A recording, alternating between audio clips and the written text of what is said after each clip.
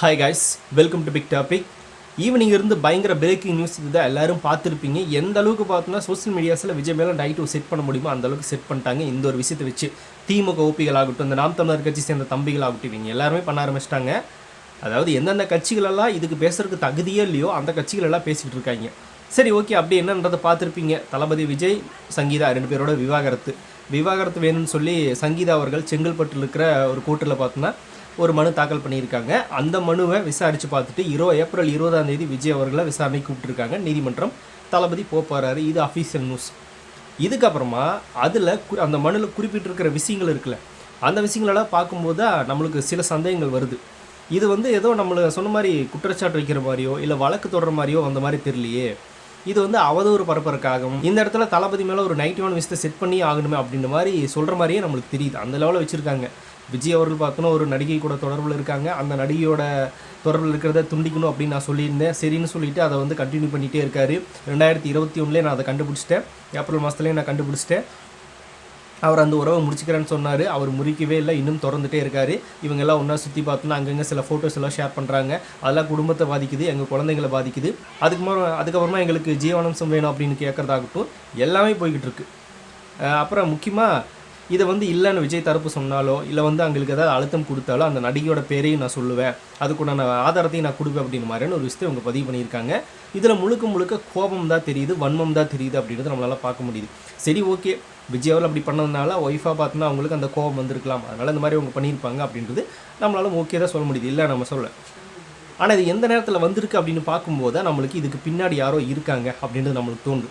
இதுக்கும் திமுக தான் காரணம்னு சொல்லுவீங்களாடா அப்படின்ற மாதிரி நிறைய பேர் கேட்கலாம். திமுக காரணமாக இருக்குமா என்றது எல்லாத்தையும் தாண்டி தளபதி சொன்னுவார்ல, உசு பேத்துறவங்ககிட்ட உம்முனும் கடுப்பேத்துறவங்ககிட்ட கம்முனும் இருந்தால் லைஃப் ஜம்முன்னு இருக்குன்னு தளபதி ஒரு டைலாக் சொல்லியிருப்பார். அந்த டைலாக்கு லைஃப்க்கு எந்த அளவுக்கு மேட்ச் ஆகும் அப்படின்றது இந்த இடத்துல நம்ம பார்க்க முடியும். அதாவது 2021 இதை நான் அதை கண்டுபிடிச்சிட்டேன். விஜய் அவர்கள் அதனோட அந்த நடிகையோட உறவை துண்டிச்சுக்கிறேன்னு சொன்னார். ஆனால் என்ன துண்டிக்கவே இல்லை அப்படின்னு அவங்க சொல்கிறாங்க. 2021 ஏப்ரல் மந்த், 2022, 23, 24, 25, இப்போ 26, கரெக்டாக 5 வருஷம். இந்த 5 வருஷம் கேப்பில் இவங்க சும்மா இருந்துட்டு அடுத்த மாதம் எலெக்ஷன் வரப்போதில்ல, அந்த எலெக்ஷன் டைமில் இந்த நியூஸ் அவங்க வெளியே கொண்டு வர்றாங்க அப்படின்னா பின்னாடி யாராவது இருப்பாங்களா அப்படின்றதையும் தாண்டி ஒரு விஷயம் இருக்கும். இப்போ ஒரு 2 பசங்க சண்டை போட்டுக்கிறான்னு வச்சுக்கோங்களேன். அந்த 2 பசங்களை சும்மா பார்த்துட்டு விலைக்கு விடுறது ஒரு ரகம். இன்னொரு சிலர் என்ன பண்ணுவாங்க அப்படின்னா, நீ பெருசா அவன் பெருசா அப்படின்றத அடிச்சு காட்டு அப்படின்ற மாதிரி 2 பேரையும் பார்த்தோன்னா உசுப்பேற்றி விடுவாங்க. சில பேர் உசுப்பேற்றி விட்டாங்க அப்படின்னா நம்ம தான் ஜெயிக்கணும் அப்படின்ற மாதிரி ஒரு போட்டி பொறாமை ஜாஸ்தியாக அதில் ஒரு ஆனந்தம் நிறைய பேருக்கு. அந்த மாதிரி 2021 சங்கீதா மேம் தளபதி விஜய் விட்டு பிரிஞ்சு போயிட்டாங்க அப்படின்றது அவங்களே சொல்கிறாங்க. அப்போ இந்த 5 வருஷமாக ஏன் இவங்க கம்ப்ளைண்ட் ஃபைல் பண்ணல, ஏன் இதை பேசலை அப்படின்ற ஒரு கேள்வி இந்த இடத்துல வரும்போது நம்மளுக்கு ஒரு சந்தேகம் வருது. என்ன அப்படின்னா, இப்போ இவங்ககிட்ட திமுக ஓபிகள்னு சொல்கிறோம்ல, திமுக நபர்கள் யாராவது இல்லை வேறு ஏதாவது யாருன்னு வச்சுக்கோங்களேன், விஜய் அவரோட எதிரியாக இருக்கலாம், ஹேட்டராக இருக்கலாம், யாராவது போய் சங்கீதா மேம் சும்மா உட்காந்துருக்காங்கன்னு வச்சுங்களேன், இப்படி சும்மா உட்காந்துருக்காங்கன்னு வச்சுங்களேன், 2021 உனக்கு அந்த மாதிரியான ஒரு விஷயத்தை அவர் பண்ணிட்டு போயிருக்காரு. இப்போ அவர் பார்த்தோன்னா அரசியல் கட்சி ஆரம்பிச்சிட்டாரு. அடுத்து தமிழ்நாட்டை ஆள போகிறேன்னு சொல்லிட்டு இருக்காரு. பெண்கள் பாதுகாப்பில் முக்கியன்றாரு. பெண்கள் அவர் பின்னாடி இருக்காங்க. பல பேர் அவருக்கு வாக்கு செலுத்த திட்டமிட்டு இருக்காங்க. அப்படி இருக்கும்போது விஜய் தேர்தலை சந்தித்து அவர் அடுத்த கட்டத்துக்கு நகர போகிறாரு. நீ என்னடானா தனியாக உட்காந்துக்கிட்டு இருக்கு, இந்த நேரத்தில் கூட அவர் ஆஃப் பண்ணாமல் என்ன பண்ணுற அப்படின்னு.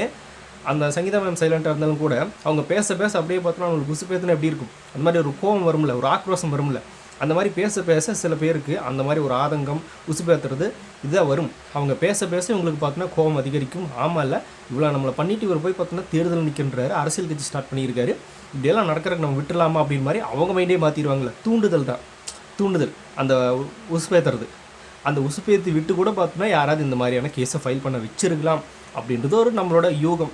அஃபீஷியல் நான் சொல்ல வரல, ஒரு யூகம். இந்த மாதிரியும் நடந்திருக்கலாம், இந்த நேரத்தில் வருது இல்லை, அதனால் தேர்தல் முடிஞ்சு இதை பண்ணியிருக்கலாமே. இது ஒரு பர்சனல் ப்ராப்ளம், இவங்க குடும்ப சண்டான்னு வச்சுங்களேன், இதை தேர்தல் முடிஞ்சு பண்ணியிருக்கலாமே, இல்லை இத்தனை வருஷத்துக்கு முன்னாடியே பண்ணியிருக்கலாமே, போன வருஷம், அதுக்கு முந்தின வருஷம் 5 வருஷம் கேப் எதுக்கு? அப்போ இவ்வளோ நாளாக பார்த்தோன்னா ஒரு தொடர்பு தான் இருந்திருக்காரு அப்படிங்கிறத நீங்கள் வேடிக்கை பார்த்துட்டே தான் இருந்தீங்களா, சும்மா தான் இருந்தீங்களா அப்படின்ற மாதிரி இப்போ தாவேகா தொண்டர்கள் கேள்வி கேட்க ஆரம்பிச்சிருக்காங்க. சரி, ஓகே, அது நம்மளுக்கு தேவையில்லை. ஆனால் இந்த இடத்துல இவ்வளோ நாளாக சும்மா இருந்துட்டு இந்த தேர்தல் வர டைமில் நீங்கள் வழக்கு தொடர்றீங்க அப்படின்னா யாரோட தூண்டுதல் காரணமாக தொடர்றீங்க அப்படின்ற ஒரு குற்றச்சாட்டு முன்வைக்கப்படுது. ஏன்னா இது பொதுவெளிக்கு வந்துருச்சு அப்படின்னாலே நிறைய விவாதங்கள் வைப்பாங்க. இவங்க சங்கீதா தரப்பு எடுத்து நிறைய பேர் விஜய்க்கு எதிராக அவதூறு பரப்புறதாகட்டும், விஜய் அவர்களுக்கு சப்போர்ட் பண்ணுற ஆட்கள் பார்த்தோன்னா அவர் பண்ணது தப்பு இல்லை, அத்தனை வருஷமாக என்ன பண்ணீங்க, ஏன் வரல, தேர்தல் நேரத்தில் வரீங்க அப்படின்னு ஒரு குற்றச்சாட்டையும் வைக்க தான் செய்வாங்க. இதுவும் நடக்கும். இந்த மாதிரி 2 கான்வர்சேஷன் நடக்க தான் செய்யும். இதில் எது உண்மை எது போய் அப்படின்றதெல்லாம் நமக்கு தெரியாது. அது தெரிஞ்ச 2 பேர், ஒன்று விஜய் அவர்கள், இன்னொன்று சங்கீதா மேம். இவங்க 2 பேருக்கு தான் தெரியும் அங்கே என்ன நடக்குது அப்படின்றது. இவங்க தரப்புவாதங்களும் பார்த்தோன்னா சில விஷயங்களை பேசிப்பாங்க. அது நம்மளுக்கு தெரிய வர வரைக்கும் நம்ம பொறுத்திருப்போம். ஆனால் அதுக்கு நடுவில் இந்த மாதிரியான கேள்விகள் எழதான் செய்யும். அதில் மாற்றமே இல்லை. அது நெகட்டிவாகவும் எதிர்பார்ப்பாங்க, பாசிட்டிவாகவும் எதிர்பார்ப்பாங்க. அது விஜய் அவர்களை பார்க்குற விதத்தில் ஒன்று இருக்குல்ல, அந்த விதம். இப்போது அந்த விதத்தில் நம்ம எப்படி தளபதி பார்க்குறோம் அப்படின்னா, விஜய் அவர்கள் இது வரைக்கும் சினிமாவுக்கு வந்து கிட்டத்தட்ட 33 வருஷம் ஆயிடுச்சுன்னு வச்சுங்களேன், 34 வருஷம் ஆயிடுச்சு. அப்படி இருக்கிற ஒரு நபர் மேலே இது வரைக்கும் வேறு எந்த பெண்களாவது, வேறு எந்த நடிகைகள், அவர் கூட நடித்த நடிகைகளாகட்டும், அவர் கூட பழகின பெண்களாகட்டும், யாராவது ஒருத்தர் பார்த்தோம்னா எங்கிட்ட விஜய் மிஸ்பிஹேவ் பண்ணிட்டாரு அப்படின்ற மாதிரி ஒரு குற்றச்சாட்டை வச்சுருக்காங்களான்னா இல்லை. ஏதாவது கிசு வந்திருக்கா, அந்த நடிகைக்கும் இந்த நடிகைக்கும் விஜய்க்கும் தொடர்பு இருக்குது அப்படின்ற மாதிரி ஏதாவது இது வரைக்கும் பார்த்தோன்னா அந்த மாதிரி ஒரு நியூஸ் வந்திருக்கா, இல்லை அஃபீஷியலாக கன்ஃபார்ம் ஆகியிருக்கான்னா எதுவுமே கிடையாது. பெண்கள் மேலே விஜய் அவர்களுக்கு இருக்கிற மரியாதை அப்படிங்கிறது நம்மளுக்கு தெரியும். அதனால அவர் கூட நடித்து எல்லா நடிகைகளுமே பேட்டி கொடுத்தது என்ன அப்படின்னா, விஜய் வந்து ரொம்ப இன்சென்ட் தான், அவர் பேசவே மாட்டார், பெண்கள் மத்தியில் பார்த்தோன்னா மரியாதை கொடுக்கக்கூடிய ஒரு நபர் அப்படின்ற மாதிரி தான் பேசுவாங்க. வசீகரா திரைப்படத்தில் செகண்ட் ஹீரோன்னு ஒருத்தர் நடிச்சுப்பாங்களே, அவங்க இன்டர்வியூவில் என்ன சொல்லுவாங்க அப்படின்னா, விஜய் அவர்கள் பெண்களை மதிக்கக்கூடிய ஒரு நபர் தான், நாங்கள் வந்து ஸ்விம்மிங் ட்ரெஸ்ஸில் வந்தால் கூட அவர் வந்து திரும்பிட்டு போயிடுவார், அதை பார்க்க மாட்டார், அந்த அளவுக்கு ஜென்யூனான ஒரு நபர், பெண்களை மதிக்கக்கூடிய ஒரு நபர் அப்படின்னு ஒரு இன்டர்வியூவில் சொல்லியிருப்பாங்க. அந்த மாதிரி பெண்களை பார்த்தோன்னா விஜயாவில் எந்த இடத்துலையும் தவறான நோக்கத்தோடோ தப்பாவோ இல்லை தவறாக பேசுகிற மாதிரியோ எதுவுமே பண்ணது கிடையாது. எந்த ஒரு நியூஸும் அப்படி வந்ததே கிடையாது. இது வரைக்கும் விஜயாவில் கூட நடித்த நடிகைகள் யாருமே அந்த மாதிரி ஒரு குற்றச்சாட்டை வச்சதுமே கிடையாது. இதுக்கு முன்னாடி விஜய் மேலே இந்த மாதிரி ஒரு பல குற்றச்சாட்டு இருக்குப்பா அப்படின்னா சரி, ஓகே, விஜய் இது பண்ணியிருப்பாரு, நம்ம நம்பலாம். ஆனால் அந்த மாதிரி எந்த ஒரு குற்றச்சாட்டுமே விஜய் மேலே இது வரைக்கும் எந்த ஒரு நடிகையும் கொடுத்தது கிடையாது. ரியல் லைஃப்பில் அவர் கூட பழகின பெண்களும் யாரும் கொடுத்ததும் கிடையாது. எதுவுமே இல்லை. அந்த மாதிரி ஒரு நியூஸை நம்ம பார்த்துருக்கவே மாட்டோம். விஜய் அவர்கள் பெண்கள் விஷயத்தில் இப்படி தான் அப்படின்றது எங்கேயாவது நம்ம கேள்விப்பட்டு பார்த்துருக்குமான்னா சத்தியமாக பார்த்துருக்கிறதுக்கு வாய்ப்பே இல்லை. அப்படியெல்லாம் இருந்ததுனால தான் நிறைய பெண்கள் விஜய் அவர்களுக்கு ஃபேனாக இருக்காங்க. அதாவது நீங்கள் நல்லா நோட் பண்ணி பார்த்தீங்கன்னா தெரியும், தமிழ்நாட்டில் தமிழ் ஹீரோஸ்லேயே அதிகமாக பெண்கள் ரசிகர்கள் யாருக்கு இருக்காங்க அப்படின்னா விஜய் அவர்கள் தான். ஏன்னா அவர் மேலே எந்த விதத்துலையும் பெண்கள் மேலே ஒரு தவறான குற்றச்சாட்டோ தவறான விஷயத்தையோ யாருமே பேசுனது கிடையாது, எதுவுமே கிடையாது. அப்படி இருக்கிறதுனால தான் அவரை அண்ணனாக பார்க்குறாங்க, தம்பியாக பார்க்குறாங்க, தன்னோட வீட்டில் பிறந்த ஒரு பையனாக பார்க்குறாங்க. அந்த லெவலில் தான் இருக்கும் எல்லா தாய்மார்களும் சொன்ன விஷயம். அந்த லெவலில் தான் விஜய் அவர்களை பார்க்குறாங்க. அப்படி இருக்கிறப்போ விஜய் அவர்கள் இப்படி பண்ணியிருப்பார் அப்படின்றதுக்கு என்ன ஒரு ஆதாரம் அப்படின்னு தான் நம்ம கேட்கக்கூடியது. அதுவும் 25 வயசு, 25 விட்டுருங்க, 30லேருந்து 35, 35லேருந்து 40, 40லேருந்து 45, 45லேருந்து 50, அது வரைக்கும் கூட விஜய் அது வரைக்கும் இளமை பருவம்னு வச்சுங்களேன். 50 தொட்டுட்டாலே இளமைன்றது போயிடுச்சு. அந்த இளமை காலத்திலேயே பார்த்தோன்னா நடிகள் கூட பல நடிகள் கூட நடிச்சிருக்காரு. அப்போவே இந்த மாதிரியான விஷயங்களை பண்ணாதவர் 50 வயசுக்கு மேலே பார்த்தோன்னா பண்ண போகிறாரா, 45 வயசுக்கு மேலே பண்ண போகிறாரா? ஒரு கேள்வி வருதில்ல. இளமை காலத்திலே அவர் பார்த்தோன்னா அவரோட ஒய்ஃபுக்கு உண்மையாக தான் இருந்திருக்காரு. இப்போ போய் 50 வயசு ஆயிடுச்சு. இப்போ போய் பார்த்தோன்னா அவர் அந்த வேலை பண்ண வேண்டிய அவசியம் என்ன இருக்குது, தேவை என்ன இருக்குது? அதுவும் பாலிடிக்ஸ் போக போகிறோம், நம்ம இப்படி இருக்கணும், நம்ம கடந்த காலம் எப்படி இருக்க போகுது அப்படின்றதெல்லாம் யோசிச்சுட்டு தானே வந்திருப்பார். இந்த மாதிரியான விஷயம் இருந்துச்சு அப்படின்னா நம்ம மேலே எடுத்து வைப்பாங்க, நம்மளுக்கு அதுக்கு இடம் கொடுத்துருக்கூடாது அப்படின்றது அவருக்கு தெரியும் தானே. ஆனால் இப்படி வந்து வச்சுட்டாங்களே அப்படின்ற ஒரு குற்றச்சாட்டு இப்போ பார்க்கப்படுது. சரி, அது வேறு யாராவது வச்சுருந்தா பரவாயில்லப்பா, விஜயோட மனைவி சங்கீதாவை வச்சுட்டாங்க அப்படின்றத அவங்க என்ன சொல்கிறாங்க அப்படின்னா, இதுக்கு ஏதாவது அழுத்தம் கொடுத்தாலோ இல்லை மறுப்பு தெரிவித்தாலோ நாங்கள் அந்த ஆதாரத்தை கொடுப்போம்னு சொல்லியிருக்காங்க. அந்த ஆதாரத்தை கொடுத்துட்டாங்க அப்படின்னா நிறைய பேருக்கு பார்த்தோன்னா அது யாருன்றது தெரிஞ்சிடும். அந்த நடிகையோட பெயரும் குறிப்பிடலை, யாருன்றது தெரிஞ்சிடும். அதை வந்து நிறைய பேர் மோஸ்ட்லி என்ன சொல்லிட்டு இருக்காங்க அப்படின்னா அது த்ரிஷா மேம் தான் அப்படின்னு சொல்லிட்டு இருக்காங்க. ஏன்னா இவங்க 2 பேரை பற்றி தான் அப்பப்போ பார்த்தோன்னா சோசியல் மீடியாஸில் நைட்டியான விஷயங்கள் பரவிட்டே இருக்கும். அதை வச்சு அவங்க சொல்லிட்டு இருப்பாங்க. இப்போ அந்த நடிகையை வந்து த்ரிஷா தான் அப்படின்ற மாதிரி சொல்லிக்கிட்டு இருக்காங்க. த்ரிஷாவும் சங்கீதாவும் பெஸ்ட் ஃப்ரெண்ட்ஸ் அப்படிங்கிறது அவங்களே சொல்லியிருக்காங்க, பல இடங்களில் இன்டர்வியூஸில் சொல்லியிருக்காங்க. வீட்டுக்கு போனால் அப்படின்னு விஜய் அவர்களை பார்த்தோன்னா அப்படி தான் கூடுவாங்க த்ரிஷா அப்படிங்கிறதும் தெரியும். ஒரு க்ளோஸ் ஃப்ரெண்ட் சர்க்கிள் தான் அவங்க அப்படின்றதும் தெரியும். அப்படி இருக்கிறப்போ இவங்களும் இதுக்கு வந்து உடன்பட்டுருப்பாங்களா, இருக்குமா அப்படின்ற ஒரு கேள்வி நிறைய பேர் நம்ம தளபதி ஃபேன்ஸ் முன் வச்சுட்ருக்காங்க. இந்த மாதிரியும் போயிட்டுருக்கு. எல்லாமே ஒரு யோகத்தின் அடிப்படையில் ஒரு என்ன சொல்கிறது அப்படின்னா ஒரு குழப்பத்தில் தான் போயிட்டுருக்கே தவிர தெளிவான விஷயம்ன்றது இல்லை. இப்போ சங்கீதா அவர்கள் முன் வச்சுருந்தாலும் அதுக்கு பார்த்தோன்னா ஆதாரம்ன்றது அவங்ககிட்ட இருக்குதுன்னு சொல்கிறாங்க. இன்னும் நம்மளுக்கு கொடுக்கல, அவங்க மறுப்போ அழுத்தமோ தெரிவித்தா நாங்கள் கொடுப்போம் அப்படின்னு சொல்கிறாங்க. ஆனால் இவங்க வச்சுருக்கிற குற்றச்சாட்டுக்கு தளபதி சைடு இன்னும் எந்த ஒரு பதிலும் வரல. அதை அவங்க மறுக்க போகிறாங்களா, இல்லை வேறு ஏதாவது அவங்களும் பார்த்தோன்னா ஒரு ஃபைல் பண்ண போகிறாங்களா கேஸு, அவங்க சைடு என்ன பிரச்சனை நடந்துட்டுருக்கு அப்படிங்கிறத சொல்கிறாங்களான்னு தெரியல. இன்னும் சொல்லப்போனால் ஒரு சந்தேகத்தின் அடிப்படையில் கூட சங்கீதமாக பார்த்தோன்னா இந்த மாதிரி விலகி போயிருக்கலாம். அது விஜய் அவர்கள் இல்லைன்னு சொல்லியிருக்கலாம். இப்போ மறுபடியும் அவங்க 2 பேரும் ஒன்றா இருக்கும்போது சில விஷயங்களை பார்த்தோன்னா அவங்க தப்பாக புரிஞ்சுக்கிட்டு இந்த மாதிரியான கேஸ் ஃபைல் பண்ணியிருக்கலாம் அப்படின்ற மாதிரி சில குற்றச்சாட்டுகள் வைக்க தான் செய்கிறாங்க. இந்த மாதிரி எல்லா இடத்துலையும் பார்த்தோன்னா விஜயாவுக்கு ஆதரவாக பேசுகிற நிறைய பேரும் நிறைய கேள்விகளை முன்வைக்கிறாங்க. சங்கீதா மேம்க்கு சப்போர்ட் பண்ணுற சில பேரும் சில கேள்விகளை முன்வைக்கிறாங்க. இந்த மாதிரி எல்லாமே ஒரு கேள்விகளாகவே வருதே தவிர பதில் அப்படிங்கிறது சத்தியமாக நம்மளால் சொல்லவே முடியாது.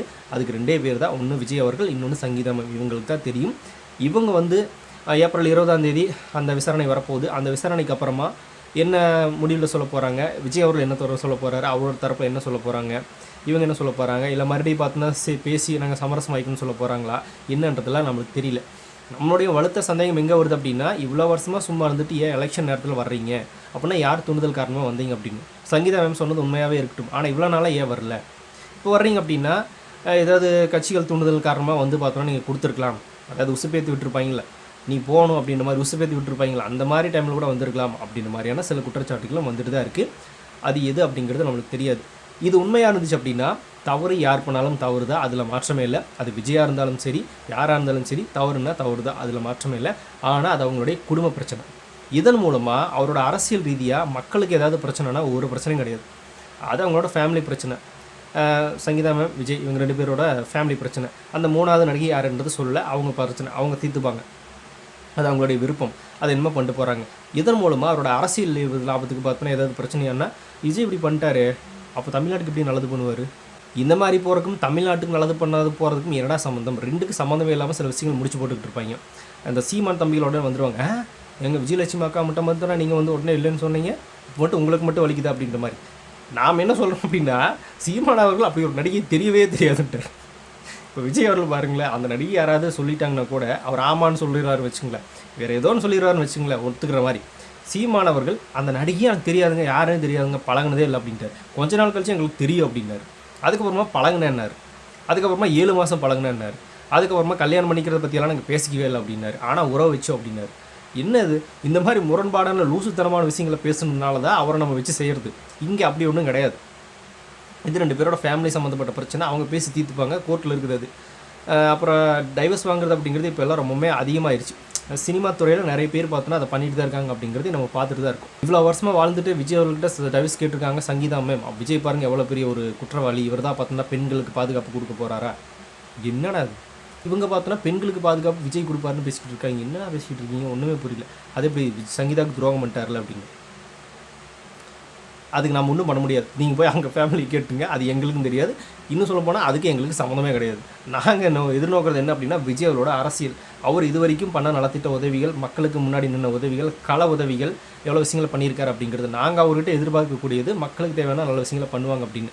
அதுக்கும் இதுக்கும் முடிச்சு போட்டு அதே பண்ணல, எதைங்க பண்ண போகிறாரு? அதை பண்ணாமல் விட்டதுக்கும் இதை பண்ணாமல் விட்டதுக்கும் என்னடா சம்மந்தம்? என்னடா பேசிக்கிட்டு இருக்கீங்க? நம்மளுக்கு ஒன்றுமே புரிய மாட்டேங்குது. 4 கல்யாணம் பண்ணியிருக்காரு, 3 கல்யாணம் பண்ணியிருக்காரு கலைஞர் அவர்கள். அவர் அதை பண்ணார், இதை பண்ணாருன்னு பேசுகிறீங்களே, அவர் பண்ணலையா? என்ன அது? இவங்க பார்த்தோன்னா ஒரு விஷயத்தை எடுத்துக்கிறாங்க, இந்த மாதிரி போய்கிட்டு இருக்கு. சரி, ஓகே. இப்போ அந்த கேஸ் வந்து ஃபைனலாக ஏப்ரல் 20ஆம் தேதி வந்தாலும் கூட 2 பேரும் சமரசமாக பேசி கூட பார்த்தோன்னா மறுபடியும் ஜாயின் பண்ணுற கூட வாய்ப்பு இருக்குது. இந்த மாதிரி பல விஷயங்கள் இருக்குது. விஜய் நான் விவகாரத்தை கொடுக்குறேன்னு சொல்கிறாரா, இல்லை கொடுக்க மாட்டேன்னு சொல்கிறாரா, நாங்கள் சேர்ந்து வாழ்வோம் தான் சொல்கிறாரா, இல்லை அவருக்கு ஏதாவது சில டார்ச்சர் வந்து இவங்க கொடுத்துருப்பாங்களா, இல்லை பெரிய சந்தேகத்தின் அடிப்படையில் இது வந்துச்சு அப்படின்னு மாதிரி இன்னும் பல கேள்விகள் இருக்குது. இதுதான் ஃபைனல் கிடையாது. இது ஒரு வழக்கு தொடர்ந்துருக்காங்க, மனு கொடுத்துருக்காங்க. இன்னும் விஜய் தரப்பில் என்னென்னா சொல்லுவாங்களோ அந்த தரப்பு அது என்ன சொல்லுது அப்படிங்கிறத பார்த்துட்டு தான் நம்ம அதை முடிவு பண்ண முடியும். இப்போவே ஒரு தரப்பு கொடுத்துட்டாங்க அப்படின்றக்காக விஜய் கெட்ட ஒரு ரைட்டர். சினிமா துறையில் நடித்து இத்தனை வருஷமாக நடித்து ஒரு நடிகை கூட விஜய் அவரை பற்றி தப்பாக பேசுனதா எதுவுமே கிடையாது. எல்லாருமே ஜென்யூனான விஜய் அப்படின்னு தான் பேசியிருக்காங்க. பெண்கள் மத்தியில் விஜய் அவர்களுக்கு எப்பவுமே ஒரு மிகப்பெரிய நல்ல பேர் இருக்குது. அதை அப்போ வரைக்கும் காப்பாற்றிக்கிட்டு இருக்காரு. இப்போ கூட பாருங்களேன், அந்த நடிகை கூட தொடர்பில் இருந்தார், இங்கே இருந்தார் அப்படிங்கிறதான பேசிக்கிட்டு தான் இருக்காங்களே தவிர அதுக்கு ஏதாவது ஒரு ப்ரூஃபாவது இது வரைக்கும் தெரிஞ்சோ தெரியாமலாம் வந்திருக்காங்கன்னா எங்கேயுமே இல்லை. இப்போ கூட சங்கீதா மேம் கொடுக்குறேன்னு தான் சொல்லியிருக்காங்களே தவிர இன்னும் கொடுக்கல. அப்படி ஒரு ப்ரூஃப் இருக்கான்னா எங்கே இருக்குது? ப்ரூஃபே கிடையாது. அந்த மாதிரி ப்ரூஃபே கிடையாது. அந்த லெவலில் தான் இருக்குது. அப்படி இருக்கிறப்போ இவர் மேலே வேணும்னே ஒரு குற்றச்சாட்டு வைக்கிறாங்களா, இல்லை சில பேரோட தூண்டுதல் காரணமாக வருது அப்படிங்கிற மாதிரியான பல கேள்விகள் இருக்குது.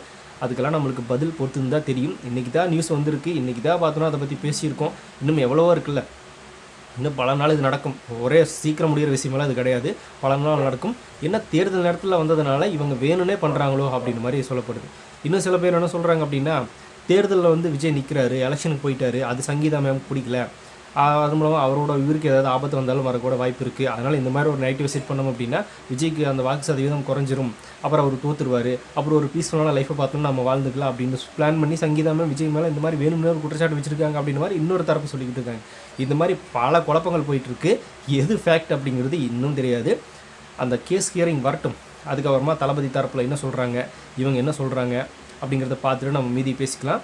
ஆனால் நம்ம பார்த்த வரைக்கும் பெண்கள் மத்தியில் விஜய் அவர்களுக்கு எந்த ஒரு பேரும் வந்து இது வரைக்கும் நம்ம பார்த்ததே கிடையாது. கூட பழகுன பெண்களாகட்டும், அவர் கூட நடித்த பெண்களாகட்டும், யாருமே சொன்னது கிடையாது. எல்லாருமே பார்த்தோன்னா நல்ல விதமாக தான் சொல்லியிருக்காங்க. அப்படி ஒரு பெண்கள் விஷயத்தில் தவறான ஒரு விஜய் அப்படின்ற மாதிரி எங்கேயுமே கிடையாது. இந்த மாதிரி அவதூறு தவிர பெரிய அளவில் எதுவுமே நிரூபிக்கப்படாத விஷயங்கள் தான் இருக்குது. ஒரு கிசுகிசு கூட வந்ததில்லைன்னா அப்புறம் அவரை பற்றி சொன்னால் நம்ம எப்படி நம்புறது, அந்த லெவலில் இருக்குது. அதுவும் இளமை காலத்தில் விட்டுட்டு முதுமை காலத்தில் போய் பண்ண போகிறாரு அப்படின்னு ஒரு கேள்வியும் இருக்குது. என்ன சொல்லுதுன்னு தெரியல, இந்த மாதிரி ஒன்று போயிட்டுருக்கு. ஸோ நீங்கள் என்ன நினைக்கிறீங்க இதை பற்றி அப்படிங்கிறத கமெண்ட்டில் ஷேர் பண்ணி போங்க. அப்படியே பிக் டாபிக் சேனல் யாராவது சப்ஸ்கிரைப் பண்ண மறக்காமல் சப்ஸ்கிரைப் பண்ணிக்கோங்க. நிறைய Big Topics, political news, trending news, cinema updates அப்படி நிறைய நம்ம சேனலில் தொடர்ந்து வரப்போகுது.